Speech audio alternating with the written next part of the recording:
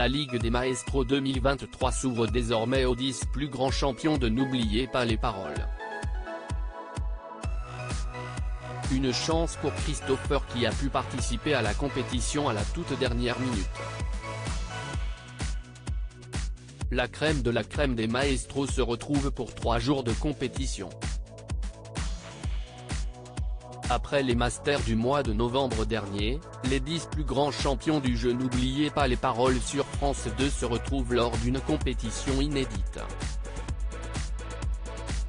Cette fois-ci, les candidats ne jouent pas pour eux, mais pour une association. Pour les aider à trouver les bonnes paroles, ces champions se retrouvent en équipe de 2.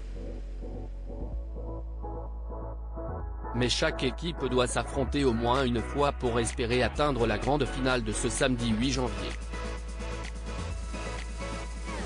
Christopher, qui ne devait pas participer tout de suite au tournoi a été surpris, mais très content d'être appelé par la production de France 2. Une aventure qu'il a profité à fond. N'oubliez pas les paroles, Christopher appelé pour la Ligue des Maestros 2023 à la dernière minute. C'était inattendu, je ne m'attendais pas à être dans la liste parce que l'année dernière, c'était les 5 meilleurs champions. Dans ma tête, je me disais que je n'y serais pas. Puis, quand on m'a appelé et qu'on m'a dit que la formule avait changé, qu'on jouait par équipe, j'étais vraiment heureux de retourner voir Nagui, a expliqué Christopher, toujours surexcité sur le plateau de France 2, avant d'ajouter, il n'y avait pas de stress. Moi, j'ai appris que je participais à la Ligue quelques semaines avant d'y aller, donc je n'ai pas vraiment eu le temps d'étudier. Je n'étais pas stressé du tout quand j'ai su que je participais à la Ligue. Pendant 2 ans j'ai quand même essayé d'étudier un peu plus pour être bien préparé, mais je n'étais pas stressé du tout, parce que j'étais déjà trop content d'y participer, a expliqué Christopher, qui a déjà été approché pour participer à d'autres émissions télé, et puis comme j'avais déjà beaucoup révisé pour les Masters, c'était encore frais dans ma mémoire. Le plus gros des révisions avait été fait en octobre-novembre.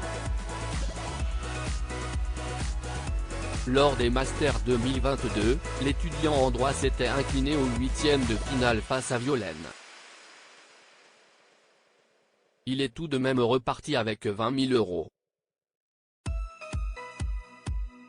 Espérons que cette nouvelle compétition lui soit plus favorable. À lire aussi N'oubliez pas les paroles, Nagui vanne Christopher et provoque l'hilarité de tous les maestros pendant la finale des Masters 2022.